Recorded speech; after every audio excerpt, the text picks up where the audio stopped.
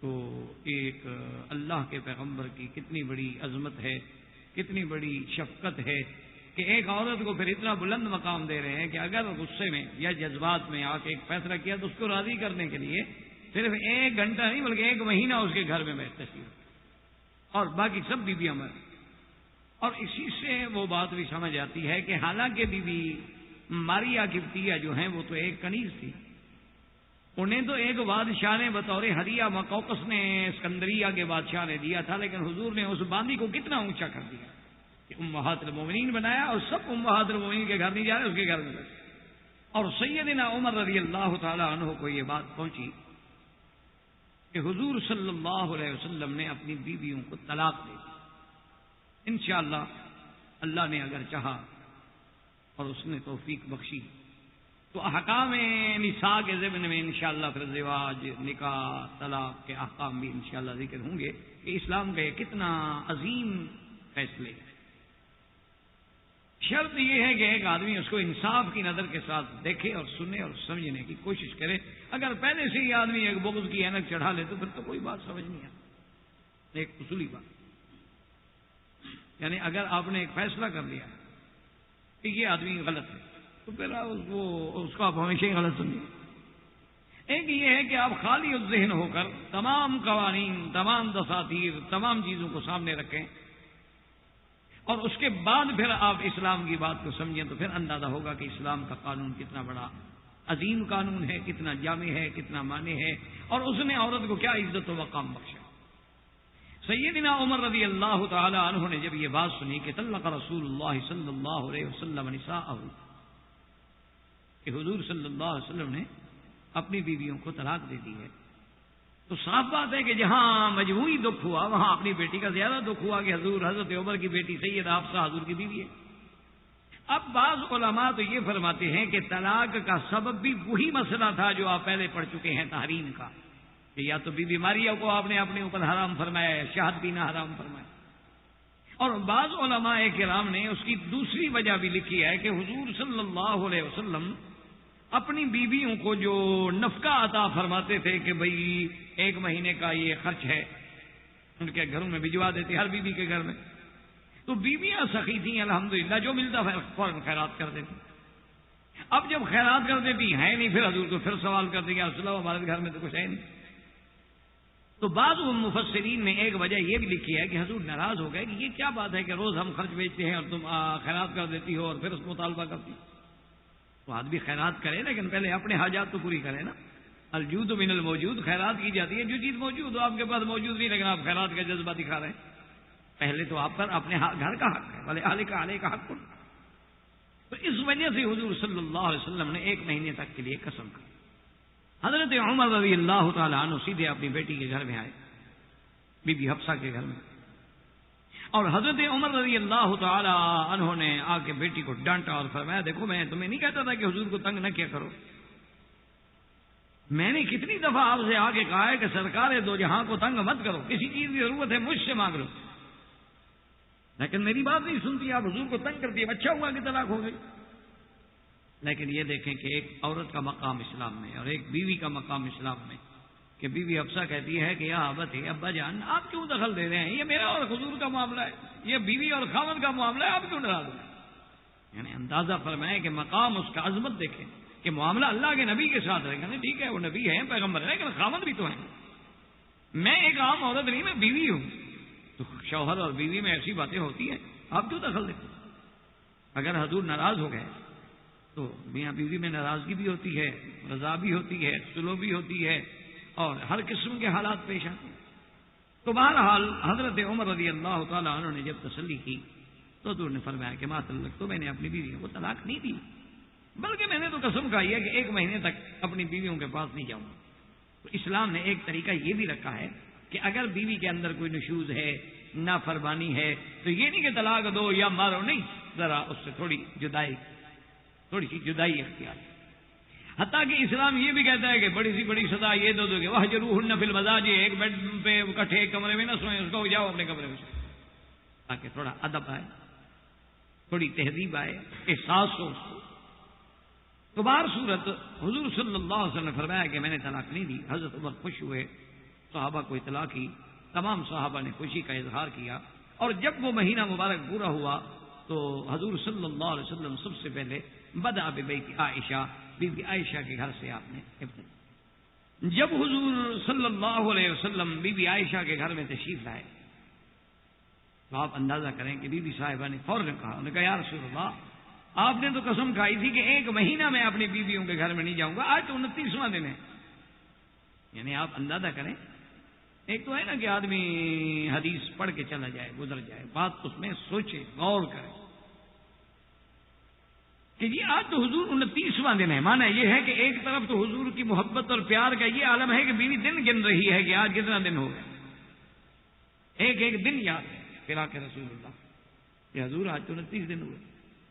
اور دوسری طرف بی بی عائشہ کو بھی شریعت اتنا عزیز ہے کہ جب حضور نے ایک مہینے کی قسم کھائی ہے تو ایک دن کے لیے حضور کی قسم کہیں نہ ٹوٹ جائے، یعنی زوجہ کو بھی حضور کی اس قسم کی پاسداری کیوں ہے کہ اللہ کی شریعت ہے کہ یا تو قسم نہ کھاؤ یا پوری کرو، تو حضور صلی اللہ علیہ وسلم نے قسم کیوں پوری کی؟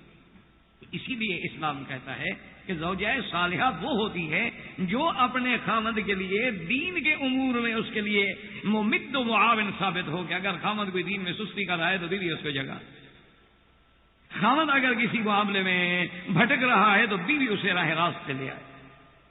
اللہ کا پیغمبر ہے، یعنی حضور کے سامنے بات کرنا کوئی آسان سی بات؟ آپ کیا سمجھ رہے ہیں کہ بھائی یعنی کسی بادشاہ کے سامنے آدمی بات نہیں کر سکتا، گورنر کے سامنے بات نہیں کر سکتا، کسی پی ایم کسی سی ایم کے سامنے بات نہیں کر سکتا، سرکار دو عالم امام الانبیاء، بات کہنا کو آسان تو نہیں، لیکن دین اتنا مقدم ہے کہ کہا یا رسول اللہ آج تو 29واں دن ہے، تو حضور نے فرمایا کہ عائشہ کہ اللہ کی شان ہے کہ مہینہ جو ہے نا کبھی 30 کا ہوتا ہے اور کبھی 29 کا ہوتا ہے۔ اللہ نے مہینوں کا حساب جو رکھا ہے وہ خدا کی قدرت ہے کہ کچھ مہینے 30 میں ہوں گے اور کچھ مہینے جو ہے 29 میں۔ اسی لیے تو اب جناب یہ ہے کہ حضور صلی اللہ علیہ وسلم نے وضاحت فرما دی، آپ نے فرمایا کہ شہر جو ہے کبھی 30 کا ہوتا ہے اور کبھی 29 کا ہوتا ہے، میری قسم پوری ہے لیکن یہ مہینہ 29 کا ہے۔ ہر کسی کی ایک سمجھ ہوتی ہے نا، ایک ڈاکٹر اگر کوئی حدیث پڑھے گا تو اپنی نظر سے دیکھے، ایک کوئی بہت بڑا سائنسدان اگر قرآن کی آیت پڑھے گا تو اپنے انداز میں غور کرے گا، ایک اگر کوئی عالم پڑھے گا وہ اپنے انداز سے غور کرے گا، کوئی نحوی پڑھے گا اپنے انداز سے غور کرے گا، کوئی ادیب پڑھے گا اپنے انداز سے غور کرے گا، کوئی لغوی پڑھے گا تو اپنے انداز سے غور کرے گا۔ اسی لیے بعض علماء کہتے تھے کہ لم یدرک اعجاز القرآن الا الاعرجان، کہ قرآن کے اعجاز کو سمجھنے والے جو ہے خدا کی قدرت ہے تھے دونوں لنگڑے، جنہوں نے قرآن کے اعجاز کو سمجھا ہے کہ اعجاز قرآن کیا ہے۔ تو اب جناب یہ ہے کہ جو صاحب نظر ہوتے ہیں نا، انہوں نے کہا میرا رب بھی یہی چاہتا تھا کہ حضور نے قسم کھا لی ہے اب زیادہ فراق نہ ہو، اس مہینے کو 29 کا کر دو، کیا مشکل ہے، اللہ کے آگے۔ یہ پھر صاحب نظر لوگوں کی باتیں ہوتی ہیں، یہ آپ کی اور ہماری سمجھ کے اوپر سے نکل جائیں گے۔ کیوں؟ شمس و قمر کا نظام کس کے ہاتھ ہے؟ اسی لیے تو لیلۃ المعراج کے بارے میں ہے نا کہ جی وہ رات نہیں گزری، اللہ نے فرمایا لیلت، تنوین ہے قلت کی، کہ رات کے بھی بعد حصے میں اللہ نے اسراء بھی کرا دیا، معراج بھی کرا دیا، سرکار واپس بھی آگے رات کھڑی ہے۔ تو بعض علماء نے یہی لکھا ہے کہ میرے اللہ نے حکم دے دیا تھا کہ شمس و قمر تھم جاؤ، آج میرا بد نہیں آ رہا، بس یہاں کھڑے ہو کھڑے بس یہی اب رات ہے، وہی یہیں رک جاؤ، تمام گردشیں روک دو، آج محمد مدنی کی سواری آنی ہے اور آج حضور نے معراج پہ آنا۔ تو یہ باتیں جو ہے نا میرا عزیز، یہ وہ سمجھ سکتے ہیں۔ اسی لیے کسی نے کہا تھا نا کہ بے عشق محمد جو محدث ہیں جہاں میں آتا ہے بخار ان کو بخاری نہیں آتا، عشق نبی ہو تو بات سمجھ آئے۔ اسی لیے حضرت شاہ جی رحمۃ اللہ علیہ ایک دفعہ ڈیرہ غازی خان کے علاقے میں تقریر فرما رہے تھے، تو وہاں بلوچوں کا علاقہ ہے اور وہ اکثر بیچارے جاہل ہوتے ہیں، لیکن داڑیاں سب کی بڑی ہوتی ہیں، پگڑیاں ماشاءاللہ بڑی ہوتی ہیں۔ شاہ جی نے سمجھا کہ سارے علماء بیٹھے ہیں، آگے سارے میری طرح جاہل تھے، میری برادری تھی۔ تو شاہ جی رحمۃ اللہ علیہ معراج میں تقریر کریں اور وہ بیٹھے ہیں بیچارے چپ کر کے، ان کی سمجھ ہی نہیں آ رہا تو کریں کیا۔ تو شاہ جی رحمۃ اللہ علیہ فرماتے ہیں کہ میں حیران ہو گیا کہ یار اتنے بڑے بڑے علماء بیٹھے ہوئے، چونکہ آج بھی یہی حال مصیبت ہے نا، داڑھی رکھ لو مولوی ہو گیا، چاہے اس بیچارے کو غسل کے فرائض بھی نہ آتے ہیں۔ تو شاہ جی رحمۃ اللہ علیہ نے پھر کہتے ہیں کہ میں نے پوچھا کہ کچھ سمجھ آ رہا ہے، تو انہوں نے کہا کہ نہیں کچھ بھی سمجھ نہیں۔ تو پھر شاہ جی رحمۃ اللہ علیہ اپنی سطح سے اترے، تو انہوں نے پھر وہ اردو چھوڑ دی پھر انہوں نے سرائکی میں ٹوٹی پھوٹی ملا ملو کے وہ گزارے والی بات کی اور عام سطح کی بات کی جو بیچارے سمجھ سکتے. اسی لیے شاہ جی رحمت اللہ علیہ فرماتے ہیں کہ ایک دفعہ پنجاب ٹھیٹ پنجاب کے علاقے میں معراج بیان کر رہا تھا اور ان کی دماغ میں بات نہیں آ رہی تھی. میں یہی سمجھا رہا تھا کہ اللہ پاک نے اس گردش کو روک دیا, سورج رک گیا, تارے رک گئے, ثوابت رک گئے, سیارات رک گئے, پورے نظام کو جام کر دیا گیا نا کہ آج محمد مدنی نے آنا صلی اللہ علیہ وسلم. تو ان کو سمجھ نہیں آ رہا. تو شاہ جی فرماتے ہیں کہ پھر میں نے پنجابی زبان میں کہا کہ بھئی آپ کے ہاں پنجابی کے شاعر نے کہا ہے نا کہ لونگ دا پیا لشکارا تے حالیاں نے ہل ڈک لے. انہوں نے کہا واہ شاہ جی اب سمجھ آئی بات. انہوں نے کہا نا ایک محبوبہ عورت گزری نا تو اس کے لونگ کا لشکار جو پڑا نا تو ہل چلانے والے ٹھہر گئے دیکھنے کے لیے. تو انہوں نے کہا کہ وہ لونگ کا پڑا لشکارا اور حالیوں نے ہل ڈک لے کہ محمد مدنی کے جمال کا نظارہ جو ہے وہ سب چیزیں روک گئی یہاں جا. انہوں نے کہا اب سمجھ آیا محمد مدنی کا معراج. تو اس لیے بعض حدیثیں سمجھنے کے لیے ضرورت ہوتی ہے کہ عشق رسول ہو, دلوں کے اندر محبت ہو, دلوں کے اندر وہ ادب ہو اور کسی استاد سے بیٹھ کے وہ سمجھا جائے. اس لیے بعض علماء کہتے ہیں کہ اللہ کا منشا بھی یہی ہوگا کہ چلو اس مہینے کو 29 کا ہی کر دو, حضور کو زیادہ فراق نہ ہو اور بیویوں کو بھی زیادہ فراق نہ ہو. وما ذلک علی اللہ بعزیز. اب حضور صلی اللہ علیہ وسلم نے فرمایا کہ عائشہ ایک مسئلے میں نے تم سے فیصلہ لینا ہے اور یہ میرا حکم نہیں, اللہ نے آیت تخیر نازل کی ہے قرآن میں اور میں تمہیں یہ مشورہ دیتا ہوں کہ جواب دینے میں جلدی نہ کرنا. فاستشیری ابواکی, تم جا کے اپنے ماں باپ سے مشورہ کر کے پھر مجھے جواب. کیونکہ سر یہ حضور کی محبت کا علامت. حضور چاہتے تھے کہ عائشہ جوان ہے, عمر کم ہے, جذبات میں آ کے کچھ کہہ بیٹھے تو یہ تو پھر اللہ کا فیصلہ ہے. اس کے بعد تو ہمیشہ کے لیے بیوی عائشہ ختم, پھر تو میری بیوی رہ نہیں سکتی. تو اس لیے حضور صلی اللہ علیہ وسلم نہیں چاہتے کہ عائشہ میرے گھر سے جائے. حضور نے فرمایا عائشہ فاستشیری ابواکی, پہلے اپنے والدین سے مشورہ کرنا اور اس کے بعد مجھے جواب دیں. تو کہا حضور آپ فرمائیں تو صحیح نا, میں پہلے سنوں تو صحیح نا آپ کیا چاہتے ہیں. تو یہ آیات مبارک نازل ہوئی کہ یا ایھا النبی قل لازواجک ان کنتن تردن الحیاۃ الدنیا وزینتها فتعالین امتعکن واسرحکن سراحا جمیلا وَإِن كُنتُنَّ تُرِدْنَ اللَّهَ وَرَسُولَهُ وَالدَّارَ الْآخِرَةَ فَإِنَّ اللَّهَ أَعَدَّ لِلْمُحْسَنَاتِ مِنكُنَّ أَجْرًا عَظِيمًا. اللہ تبارک و تعالیٰ نے قرآن نازل کر دیا کہ میرے مدنی صلی اللہ علیہ وسلم آپ اپنی بیویوں سے فرما دیں ان کنتن تردن الحیات الدنیا, اگر تم لوگوں کو صرف دنیا کی زندگانی, دنیا کی زینت, دنیا کا عیش و آرام, دنیا کی راحت طلبی مقصود ہے تو پھر آؤ مجھ سے طلاق لے لو. کیونکہ اللہ کے نبی کو تو فخر ہے, حضور کا تو فرمایا الفقر و فخری, میرا تو فخر جو ہے میرا فخر ہے, مجھے تو دنیا سے رغبت ہے ہی نہیں.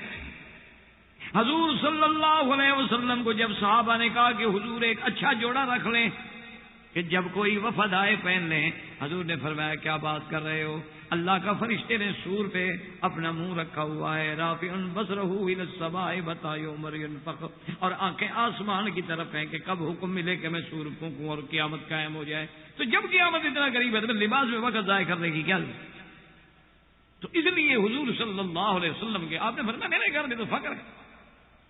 تو اب دو چیزیں ہیں کہ اگر حیات الدنیا وزینتہا, یا تو تم دنیا کی لذت, دنیا کی عیش, دنیا کا آرام, دنیا میں محلات, دنیا میں کاریں, گاڑیاں, لباس, زیور, اگر یہ چاہیے تو پھر محمد مدنی یہ آپ کو نہیں دے سکتے. فتعالینا, پھر سب کے سب آ جاؤ, میں تمہیں کچھ نہ کچھ دے کے اور بڑے عزت کے ساتھ تمہیں جدا کرنے کے لیے تیار ہوں. وَإِن كُنتُنَّ تُرِدْنَ اللَّهَ وَرَسُولَهُ وَالدَّارَ الْآخِرَةَ, اور اگر تمہیں اللہ پسند ہے, اللہ کا رسول پسند ہے اور آخرت اور جنت کی نعمتیں چاہیے, تو اللہ نے تم لوگوں کے لیے بہت بڑا اجر عظیم تیار کر رکھا ہے. یا دنیا کی لذت اختیار کرو یا آخرت کی لذت اختیار کرو, فیصلہ کرو. حضور صلی اللہ علیہ وسلم نے فرمایا کہ چن, کیا تم دنیا کی راحت چاہتی ہو یا پھر آخرت کی راحت چاہتی ہو؟ اگر آخرت کی راہ چاہنی ہے تو پھر دنیا یہ قید خانہ ہے، دنیا یہ دار العمل ہے، دنیا یہ دار المحن ہے، دنیا یہ مسافر خانہ ہے، یہاں کچھ دل کے لگانے کی تو جگہ ہی نہیں ہے، یہاں تو گزرنا ہے، ہم گزر رہے ہیں تو اور اس میں بھی اختیار ہے، جو چاہو چن، اگر دنیا چاہیے تو مجھ سے طلاق جاؤ دنیا سے، اور اگر آخرت چاہیے تو پھر ٹھیک ہے۔ تو بی بی عائشہ رضی اللہ تعالیٰ عنہ فرمانے کہتی یا رسول اللہ اخترت اللہ ورسولہ، میں نے تو اللہ کے رسول کو چن لیا، مجھے دنیا کی کوئی لذت نہیں چاہیے، دنیا کا کوئی زیور کوئی آرام نہیں چاہیے۔ اور اس کے بعد بی بی عائشہ کہتی ہے کہ یا رسول اللہ اسی بارے میں آپ کہتے تھے کہ میں والدین سے مشورہ لوں، کیا آپ کی ذات کے بارے میں بھی مجھے مشورہ کرنے کی ضرورت ہے کہ میں آپ کے ساتھ رہنا ہے یا جدا ہونا ہے؟ اس میں کوئی مشورے کی بات؟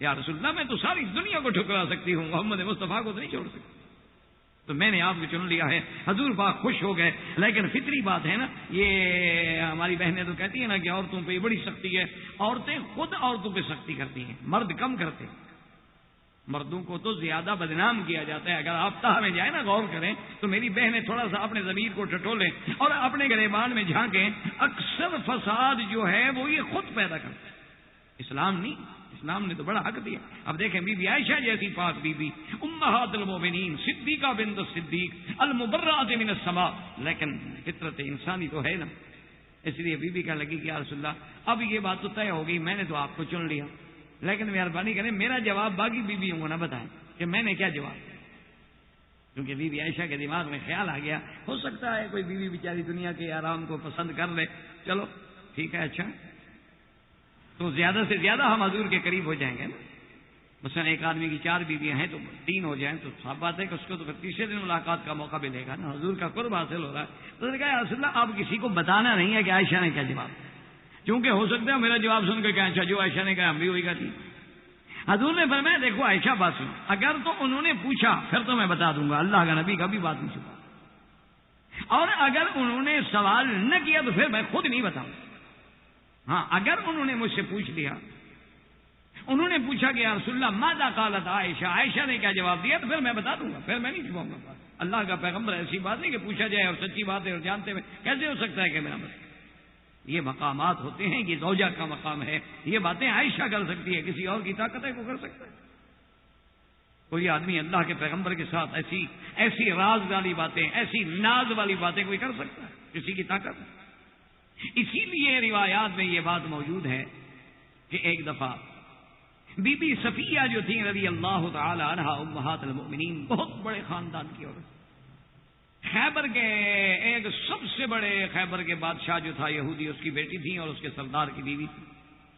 اب کبھی کبھی اتفاق ہے اور تمہیں بھی جھگڑا ہو جاتا ہے، سوکنوں میں جھگڑے ہو جاتے ہیں، تو بی بی عائشہ اور بی بی حفصہ کبھی کبھی رل کے مل کے بی بی صفیہ کو ستاتی تھیں، کیونکہ بی بی صفیہ کا قد مبارک چھوٹا تھا، بعض عورتوں کا قد چھوٹا ہوتی ہے اللہ کے ہاتھ میں، کسی کا لمبا قد ہوتا ہے، کسی کا چھوٹا قد ہوتا ہے، کسی کا درمیانہ قد ہوتا ہے۔ تو بہرحال تو بی بی عائشہ رضی اللہ تعالی عنہا کبھی کبھی غصے میں آ کے بی بی صفیہ کو جلانے کے لیے اور بی بی حفصہ سے مل کے کبھی تو اس کو کہتی کہ کیا ہے تم ناز کرتی ہو، حضور نے بیوی بنا لیا بس ٹھیک ہے، امہات المومنین کے مرتبے پہ پہنچ گئی، ورنہ کیا ہے یہودی کی بیٹی ہو، تو باپ تو تمہارا یہودی تھا نا۔ اور دوسرا اس کو کہتی کیا تم ہمارے ساتھ مقابلہ کر سکتے، قد بھی دیکھا ہے اپنا کتنا قد ہے تمہارا، یہ نیچر ہے۔ اسی لیے میں نے کہا فطری باتیں ہوتی ہیں، یہ حالات ہیں، تقاضے ہیں، اور عورتوں میں ایسی باتیں ہوتی ہیں۔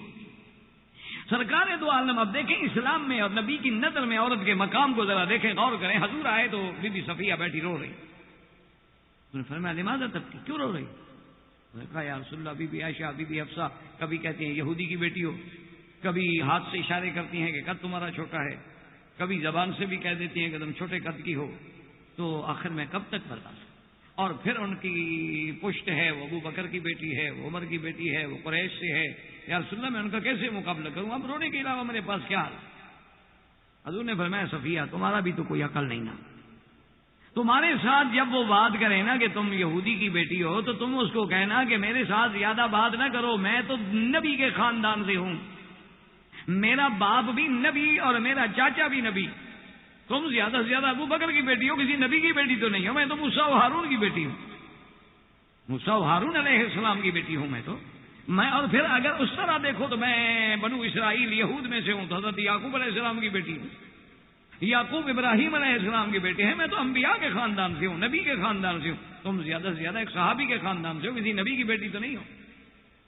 تو اگر وہ تم پر اعتراض کریں تو پھر یہ کہیں اچھا خدا کی شان ہے، چند دن گزرے تو بی بی عائشہ نے اور بی بی حفصہ نے حسب عادت پھر وہی بات کی، تو اس نے فوراً جواب دیا، اس نے کہا میرے ساتھ تم کیسے مقابلہ کر سکتی ہو، میں تو بنت نبیین، میں تو 2 نبیوں کی بیٹی ہوں۔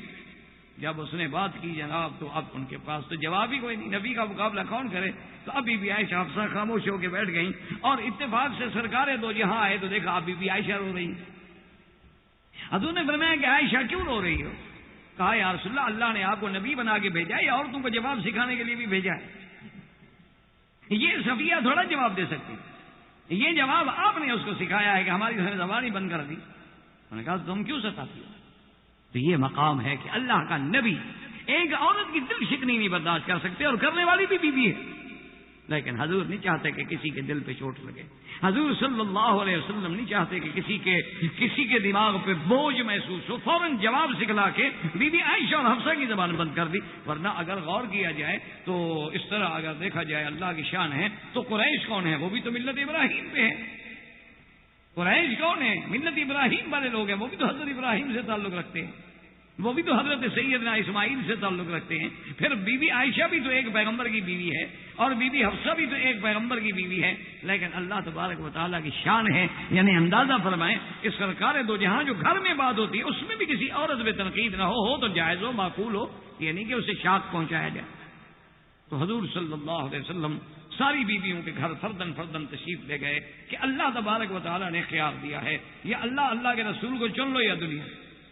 تو سب نے کہا کہ یا رسول اللہ اخترنا اللہ و رسولہ، ہم نے تو اللہ کے رسول کو چننا ہے، دنیا کیا کریں؟ تو اللہ کے تبارک و تعالیٰ کی رحمت سے ایک تو حضور کی قسم پوری ہو گئی، اور پھر ایلا میں اب یہ بھی آ گیا کہ کتنا ان کا بلند مقام ہے کہ دنیا کی لذت و آرام کو جیسے حضور نے پسند نہیں کیا اسی طرح پھر بیویوں نے بھی پسند۔ تو اسی زمن میں جیسے کہ اللہ نے اسی صورت میں فرمایا ہے کہ یا نساء النبی لستن کاحد من النساء، اللہ تبارک و تعالیٰ فرماتے ہیں کہ اے میرے نبی کی بیویوں، تم کوئی عام عورتوں کی طرح نہیں ہو، تمہارا تو مقام ہی الگ ہے، تمہاری تو عظمت ہی الگ ہے، تمہاری تو شان ہی الگ ہے۔ اسی لیے دیکھیں کہ اللہ تبارک و تعالیٰ نے کیا شان عطا فرمائی ہے، اور پھر حضور کی بیویوں، اس لیے علماء نے لکھا ہے کہ جہاں اللہ نے حضرت لوط علیہ السلام کی بیوی کا ذکر کیا فرمایا امرأۃ لوط، جہاں نوح علیہ السلام کی بیوی کا ذکر کیا فرمایا امرأۃ نوح، اور جہاں بی بی آسیہ کا ذکر آیا تو فرمایا امرأۃ فرعون، اور جہاں بی بی مریم کی اماں کا ذکر آیا تو فرمایا اذ قالت امرأۃ عمران، اور جب بی بی یوسف حضرت یوسف کے بارے میں قصہ آیا تو فرمایا امرأۃ العزیز۔ لیکن اس بات کو سمجھیں اور غور کریں کہ امرأۃ العزیز کیا چیز ہے۔ امرأۃ العزیز لفظ امرأہ پہ غور کریں، امرأہ بھی عورت کو کہتے ہیں، نساء بھی عورت کو کہتے ہیں، زوجہ بھی عورت کو کہتے ہیں، لیکن علماء نے لکھا ہے کہ اللہ کے پیغمبر کے لیے حضور کی بیویوں کو اللہ نے وہ عظمت دی، وہ شان دی، وہ مقام دیا کہ حضور کی کسی بیوی کو قرآن نے امرأہ کے لفظ سے نہیں یاد کیا۔ اس کو یوں سمجھے، مثلا آج آپ دیکھیں ایک آدمی کی مثال کے طور پہ 2 بیویاں ہوں، اور پہلی بیوی سے بیٹا ہو، اور اس سے آپ پوچھیں کہ بیٹا یہ کون ہے تو کہے گا امرأۃ ابھی، یہ میرے باپ کی عورت ہے۔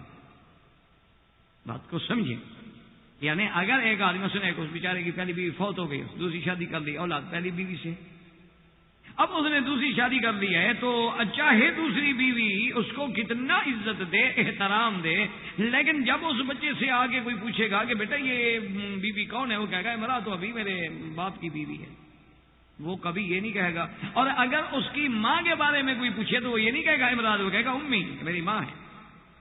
حالانکہ امی کہنے سے وہ عورت ہی رہے گی، لیکن وہاں وہ ماں کے لفظ سے پکارے گا، ہاں ہی امی، یہ تو میری ماں ہے۔ اور دوسری جو ہے حالانکہ وہ اس کے باپ کی بیوی بن چکی ہے، لیکن کہے گا نہیں امرأۃ ابھی، یہ میرے باپ کی عورت ہے۔ تو اس لیے لفظ عورت میں، امرأہ میں اور زوج میں جو فرق ہے اس میں اللہ تبارک و تعالیٰ سمجھنے کی توفیق دے کہ زوج کا معنی ہوتا ہے جو دو جوڑے، جیسے مثلا آپ دیکھتے ہیں نا، یہ ایک آپ جوتی لیں تو جوڑا ہے وہ برابر ہے، تو لفظ زوج جو ہے وہ برابری کا معنی دے رہا ہے، وہ لفظ امرأہ میں نہیں ملتا۔ تو اللہ نے حضور کی بیویوں کو یہ شرف دیا کہ لفظ ازواج کے ساتھ یاد کیا، یا ایھا النبی قل لازواجک وبناتک ونساء المؤمنین یا ایھا النبی قل لازواجک ان کنتن تردن الحیاۃ الدنیا وزینتہا یا ایھا النبی قل لازواجک، اور جیسے پہلے آپ نے اس آیت مبارک میں پڑھا تھا کہ یا ایھا النبی لم تحرم ما احل اللہ لک تبتغی مرضات ازواجک، زوج یعنی اللہ نے حضور کی بیویوں کو اتنا اونچا کیا کہ حضور کی شان کے برابر لے آئے، زوج حضور کے برابر، تو یہ شرف بھی حضور صلی اللہ علیہ وسلم کی بیوی۔ تو اسی لیے جہاں ہم نے الحمدللہ ان خواتین کا اختصار کے ساتھ ذکر پڑا ہے جن کا ذکر اللہ کے قرآن میں ہے، تو اسی ضمن میں اب ہم ان خواتین مبارک کا بھی اختصار کے ساتھ اپنے ان دروس کے اندر ذکر کریں، تاکہ میری بیٹی کے لیے، میری بہن کے لیے ایک اسلام کا سچا نمونہ آ گیا۔ سب سے پہلے تو آپ قرآن کے اسلوب بیان پہ غور کریں کہ آخر قرآن مقدس نے یہ سارا ابواب جو ہے، سارا رکوع مبارک جو ہے، سارا خطاب حضور کی بیویوں کو، یا نساء النبی من یات منکن بفاحشہ ومن یقنط منکن للہ ورسولہ وتعمل صالحا یا نساء النبی لستن کاحد من النساء وقرن فی بیوتکن واذکرن ما یتلی فی، سارا خطاب جو ہے نا حضور کی بیویوں کو آ رہا ہے۔ وجہ کیا ہے؟ اسی لیے تو بہت سارے ہمارے جدید ماڈرن مولوی جو ہے نا وہ بیچارے مغالطے میں پڑ گئے کہ انہوں نے کہا یہ پردے شردے کا حکم تو حضور کی بیویوں کے لیے، ہمارے لیے تو ہے ہی نہیں۔ انہوں نے کہا یہ جتنے احکام آئے ہیں پردے کے، جتنے آج کل ہمارے ماڈرن اور جدید مجتہدین ہیں نا، اللہ ہدایت دے ہمیں بھی انہیں بھی، تو وہ اسی بیچارے مغالطے میں پڑ گئے اور اصل بات کو سمجھ ہی نہیں سکے۔ انہوں نے کہا کہ جناب یہ تو سارا اسلوب بیان اور سارا خطاب اور سارے فرامین جو ہیں حضور کی بیویوں کے لیے جاری ہوئے ہیں، لیکن ان مجتہدین کے پتہ نہیں دماغ میں کوئی پرزہ ڈھیلا ہوتا ہے، حالانکہ اتنا بھی نہ سمجھ سکے کہ یعنی حضور کی بیویوں کو پردہ کرنے کی ضرورت تھی، یعنی ان کو تو خطرہ تھا، ہماری بیٹیوں کو خطرہ نہیں، کم از کم اتنا ہی سمجھ لیتے تو کچھ تو عقل آ جاتا۔ یعنی نبی کی بیوی کو خطرہ تھا، ہماری بیٹیوں کو خطرہ نہیں، کیونکہ ہماری بیٹیاں تو ماشاءاللہ بڑے پاکیزہ ماحول میں پروان چڑھ رہی ہیں، کچھ تو غیرت ہوتی، کچھ تو سوچ ہوتی کہ ہم کیا کہہ رہے ہیں منہ سے۔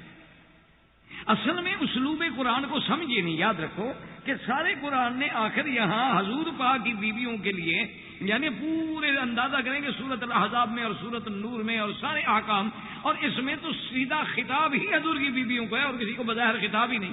اس کی وجہ کیا ہے؟ اس کی وجہ کے سمجھنے کے لیے تھوڑا سا غور کریں، یہ ہے کہ اللہ نے حضور پاک پہ قرآن بھیجا اور قرآن کے احکام کا نمونہ کس کو بنایا؟ محمد الرسول اللہ صلی اللہ علیہ وسلم۔ اور اسی لیے قرآن نے ہمیں کھول کے کہا کہ لقد کان لکم فی رسول اللہ اسوۃ حسنہ، تمہارے لیے نمونہ کیا ہے؟ محمد رسول۔ اب ہمارے لیے حضور نمونہ ہے، نماز میں نمونہ، عبادات میں نمونہ، اعتقادیات میں نمونہ، عمل میں نمونہ، اقوال میں نمونہ، افعال میں نمونہ، غزوات میں نمونہ، جہاد میں نمونہ، اسفار میں نمونہ، حضر میں نمونہ، ہر عمل میرے مدنی کا قیامت تک کے لیے نمونہ۔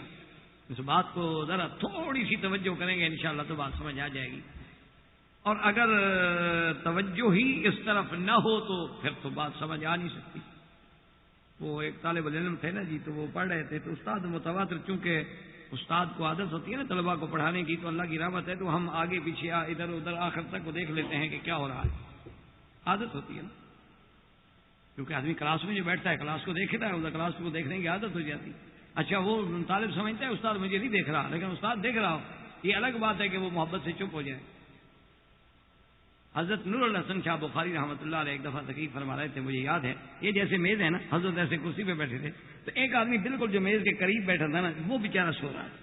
اچھا وہ بالکل میز کے چھپا ہوا تھا، میز کے نیچے، حضرت یوں بیٹھے ہوئے نا، وہ تو بالکل میز کے نیچے، حضرت کے سامنے ہی نہیں۔ تو ایک دو دفعہ خیر وہ درود شریف کہہ کے حضرت نے جگانے کی، بھائی دروشی پڑھیں، تو جگانے کی کوشش کی، ایک آدھا دفعہ ڈرے تکبیر ہو گیا، جگانے کی کوشش ہوئی، لیکن وہ بھی اللہ کی رحمت سے کوئی ڈھیٹ تھا ماشاءاللہ، وہ اسی طرح سوتا رہا۔ تو آخر حضرت کو کہنا پڑا کہ سامنے بیٹھ کے دل کو چرائے کوئی، ایسی چوری کی قبر خاک لگائے کوئی۔ تو اب سمجھیے دائیں بائیں والے، پھر تو خیر انہوں نے اس کی نیند کھل گئی اچھی طرح سے. تو بہرحال کہنے کا مقصد میرا یہ تھا کہ بات کو ذرا سمجھیں کہ وہ ایک طالب کو استاد پڑھا رہے تھے اور وہ طالب جناب بڑے غور سے بیٹھا ہوا ہے. ایک دفعہ استاد نے دیکھا، دوسرے دفعہ دیکھا، تیسرے دفعہ دیکھا، چوتھے دفعہ دیکھا، آخر اس نے کہا اللہ کے بندے اتنا مشکل سبق ہے، تم کیا سوچ رہے ہو؟ اس نے کہا بس میں یہ سوچ رہا تھا کہ اللہ میاں نے 2 آنکھیں نہیں، اگر تیسری دیتے تو وہ کہاں لگتی. انہوں نے کہا جی میں یہ سوچا، آپ استاد ہیں، آپ کے سامنے جھوٹ نہیں بولتا. تو انہوں نے کہا میں یہ فکر کر رہا تھا کہ دیکھو اللہ میاں نے ہمیں دی ہیں 2 آنکھیں، چلو اگر تیسری بھی دے دیتے تو وہ کس جگہ فٹ کی جائے. تو استاد نے ایک اور طالب سے پوچھا کہ یار اس کا مسئلہ حل کرو، تم بتاؤ کہاں لگائے. اس نے کہا جی پیچھے لگا دیتے، پھر 2 آگے تو ہیں. تو اس نے کہا جی یہ بڑا بیوقوف ہے، پیچھے لگانے کا کیا یوں کر کے جب ہم دیکھ سکتے ہیں پیچھے آنکھ لگانے کی کیا، یہ تو غلط بات. تو تیسرے طالب نے کہا، اس نے کہا یار پھر وہ یہ ہے کہ بھئی وہ گھٹنے پہ لگا دی جاتی، چلو تاکہ نیچے کا جو زمین وغیرہ ہے وہ چلنے میں کانٹے وانٹے ہوتے ہیں، کوئی کیڑا مکوڑا ہوتا ہے وہ اچھی طرح سے. انہوں نے کہا بیوقوف آدمی گرے گا تو آنکھ سے پھٹ جائے گا، وہاں لگانے کا کیا فائدہ، ایسی جگہ لگانے کا کیا فائدہ.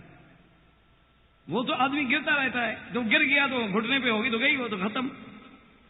تو استاد نے کہا کہ بابا اس کا مسئلہ حل نہیں ہوگا، اس فلسفی سے خود پوچھو کہ بھئی تم نے آخر کیا سوچا ہے، کہاں ہونی چاہیے. کہا ہاں استاد دیکھیں اب آپ نے عقل کی بات کی ہے، یہ تو میرے جیسے جینیس آدمی کا کام ہے جو بتا سکتا ہے، ہر کسی کا کام تھوڑا ہے. اللہ میں آنکھ تیسری دیتے تو ہم یہاں لگا. انہوں نے کہا یہاں کیوں لگا دوں گا، گلے میں ڈال کے گلا دیکھ لی، کان دیکھنا ہو کان دیکھ لی، ناک دیکھنا ہو ناک کو چھوڑ کے دیکھ لیا. انہوں نے کہا یہ سارا مسئلہ جو ہے تم یہاں لگا دیتے.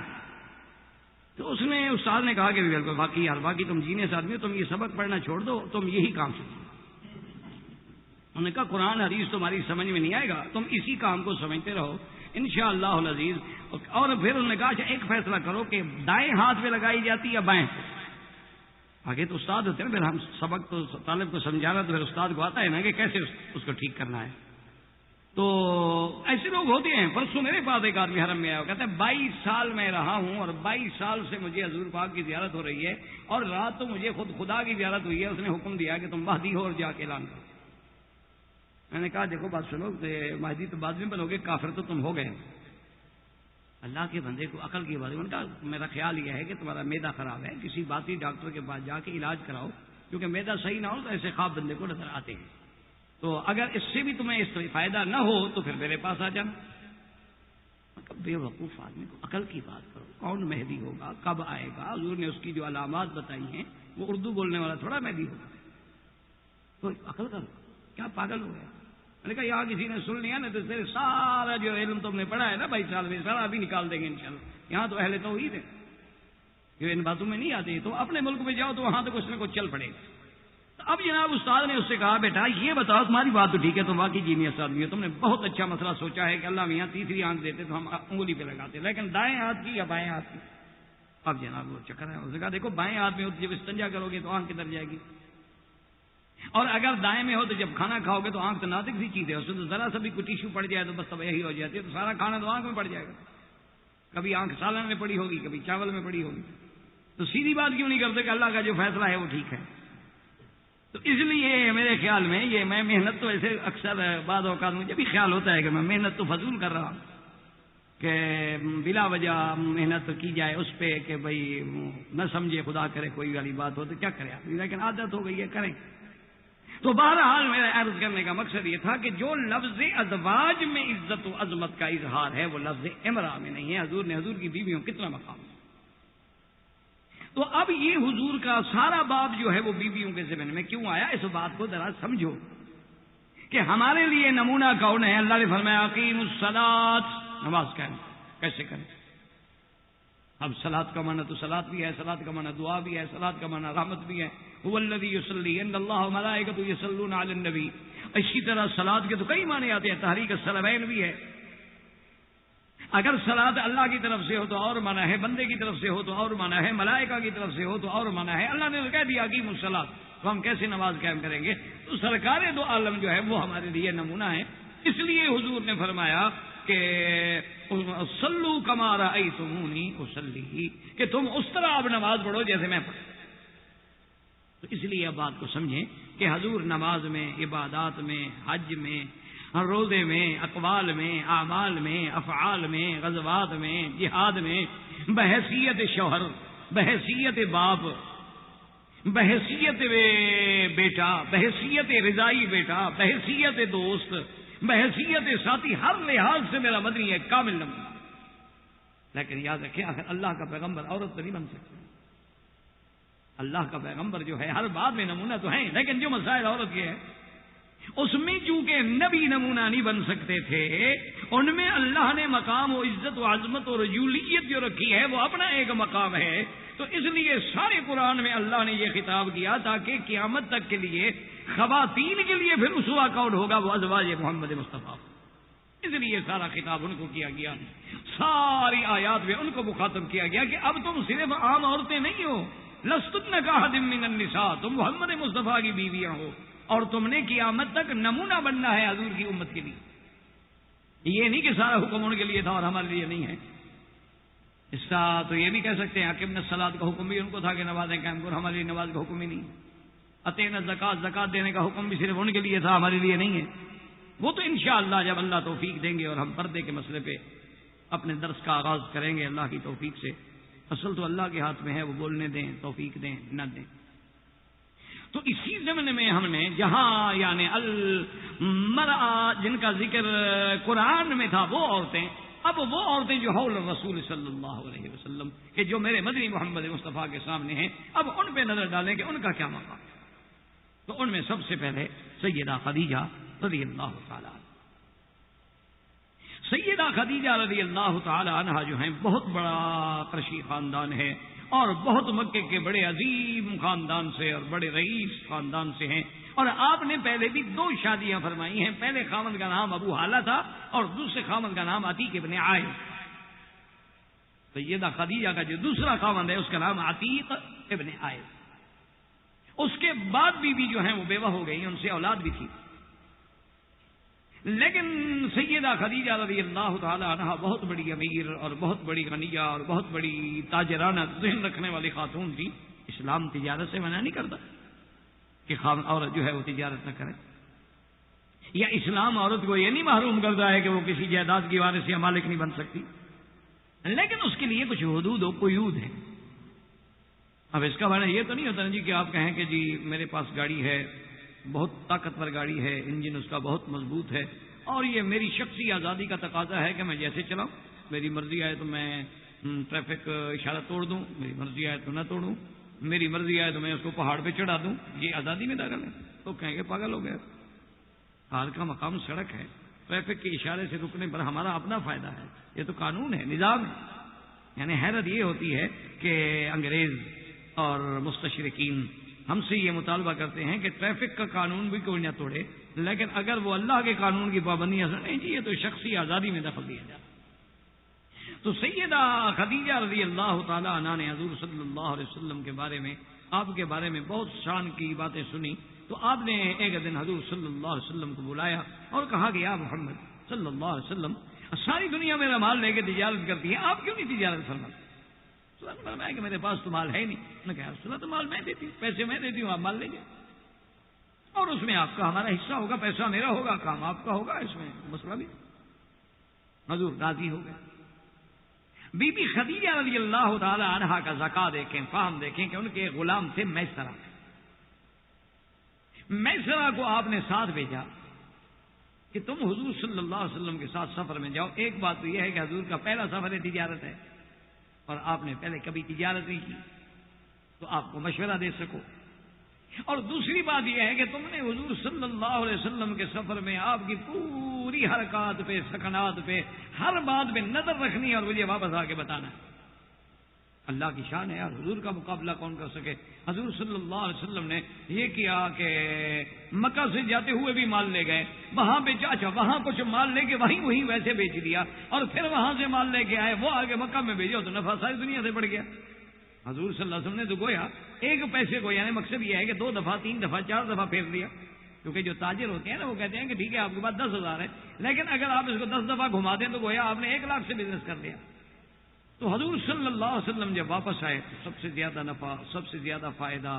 اور بی بی نے میسرہ کو بلایا، اس نے کہا اس کے علاوہ مجھے بتاؤ. اس نے کہا خدیجہ واللہ خدا کی قسم میں نے ایسا نوجوان اپنی زندگی میں نہیں دیکھا. یا صادق، سچ بولنے والا، امانت والا، دیانت والا، ساتھیوں کی خبر رکھنے والا، دکھ سکھ میں ساتھ دینے والا، کسی مظلوم پر ظلم ہو تو برداشت نہ کرنے والا، میں نے ایسی صفتوں والا نوجوان جو ہے زندگی میں کبھی دیکھا نہیں ہے خدیجہ۔ اصل میں تو بی بی خدیجہ یہی چاہتی، یہ ہوتا ہے خاندانی عورتوں کا مقام۔ سیدہ خدیجہ رضی اللہ تعالی عنہ اس سوچ میں آئی کہ جب اتنا اللہ نے آپ کو شان دی ہے تو کیا ایسا ہو سکتا ہے کہ میری شادی حضور سے ہو جائے، میرا نکاح حضور سے ہو جائے؟ لیکن بی بی صاحبہ بی بی خدیجہ سوچتی تھی کہ بھئی اب میری عمر جو ہے وہ بہت زیادہ ہے، 40 سال میری عمر ہے، اور حضور صلی اللہ علیہ وسلم کان شابا، آپ کی عمر 25 سال، اور اس کے علاوہ یہ ہے کہ حضور صلی اللہ علیہ وسلم کا شباب، آپ کی عمر کا تقاضا، اور پھر میں پہلے 2 خاوند یعنی 2 شادیاں کر چکی ہوں حضور صلی اللہ علیہ وسلم۔ تو اب بی بی خدیجہ اسی فکر میں ہے کہ آپ کی ایک سہیلی ہیں جن کا نام تھا بی بی نفیسہ، ان کا نام تھا بی بی نفیسہ۔ تو بی بی نفیسہ جب آئی سیدہ خدیجہ کی خدمت میں تو دیکھا کہ متفکر ہیں، اس نے کہا کہ کیا بات ہے؟ اس نے کہا کہ بات تو یہ ہے۔ تو اس نے کہا ایسی کوئی بات نہیں ہے، اگر تم کہو تو میں حضور صلی اللہ علیہ وسلم سے بات کروں۔ اس نے کہا مجھے خوف آتا ہے، ڈر لگتا ہے کہیں حضور انکار نہ کریں۔ بی بی نفیسہ نے کہا کہ دیکھیں اس مسئلے میں آپ تردد نہ کریں، ہمیں حضور صلی اللہ علیہ وسلم کے سامنے ایک بات تو رکھنی چاہیے۔ تو اس نے کہا کہ ٹھیک ہے، میری طرف سے تو تمہیں اجازت ہے۔ بی بی نفیسہ آئی اور حضور صلی اللہ علیہ وسلم سے آگے پوچھا کہ یا رسول اللہ، آپ شباب ہیں اور اللہ نے آپ کو جمال دیا ہے، کمال دیا ہے، حسن دیا ہے، آپ شادی کیوں نہیں فرماتے؟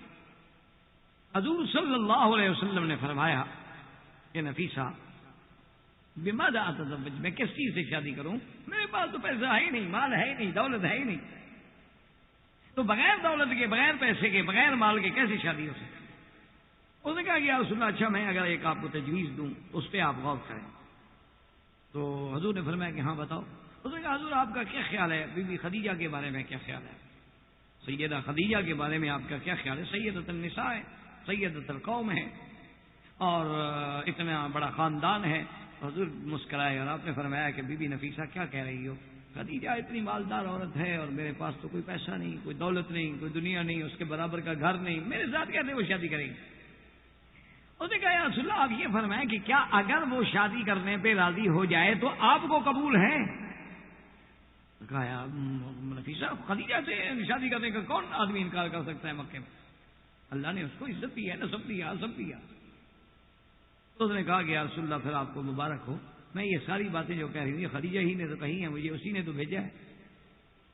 فرضی رسول اللہ صلی اللہ علیہ وسلم، حضور راضی ہوئے اور آپ کا نکاح کا خطبہ جو ہے وہ ابو طالب نے حضرت علی رضی اللہ تعالیٰ عنہ کے بارے میں۔ اور جب حضور صلی اللہ علیہ وسلم کا نکاح ہو گیا، حضور صلی اللہ علیہ وسلم کا نکاح ہو گیا، خطبہ ہو گیا، شادی ہو گئی، تو سیدہ خدیجہ الکبریٰ رضی اللہ تعالی عنہا نے اس خوشی میں اتنی بڑی خیرات کی اور اتنے بڑے جانور ذبح کرائے مکے میں کہ پورا اہل مکہ جو تھا وہ دنگ رہے۔ کیوں؟ حضور کے ساتھ نکاح ہو جانا کوئی معمولی سی بات تو نہیں۔ اور مفسرین اور مورخین نے یہ بھی لکھا ہے کہ اللہ کی شان یہ ہے کہ اس شادی میں بی بی حلیمہ بھی تشریف لے آئی جو حضور کی رضائی والدہ ہے، ان کو بی بی خدیجہ نے دعوت دی۔ انہوں نے کہا کہ ہاں میرے بیٹے کی شادی ہے تو میں کیسے نہیں آؤں؟ تو انہوں نے بھی شرکت کی، اور پھر جب وہ واپس جانے لگی فاحدت بمالہا، بی بی خدیجہ نے انہیں پیسے، دولت، بکرے، دمبے، گائیں، اونٹ، اتنا مال دیا کہ بی بی حلیمہ کہتی ہیں کہ میری بستی والے دیکھ کے حیران ہو گئے کہ اتنا مال کیسے ملا۔ میں نے کہا تمہیں پتہ نہیں میں محمد کی ماں ہوں صلی اللہ علیہ وسلم، میں محمد مصطفیٰ کی ماں ہوں، میرے بیٹے کی شادی تھی تو مجھے شادی کی خوشی میں یہ ملا۔ پھر یہ وہ سیدہ خدیجہ رضی اللہ تعالی عنہا ہیں کہ جن کی محنتوں سے حضرت زید اسلام میں آئے بما خاندان۔ پھر یہ وہ سیدہ خدیجہ رضی اللہ تعالی عنہا ہیں کہ جب حضور سب سے پہلی وحی اتری تو حضور بی بی خدیجہ کے گھر میں آئے کہ زملونی زملونی، اور ایک روایت میں یہ ہے کہ خود پہلے بی بی خدیجہ نے کہا کہ کلا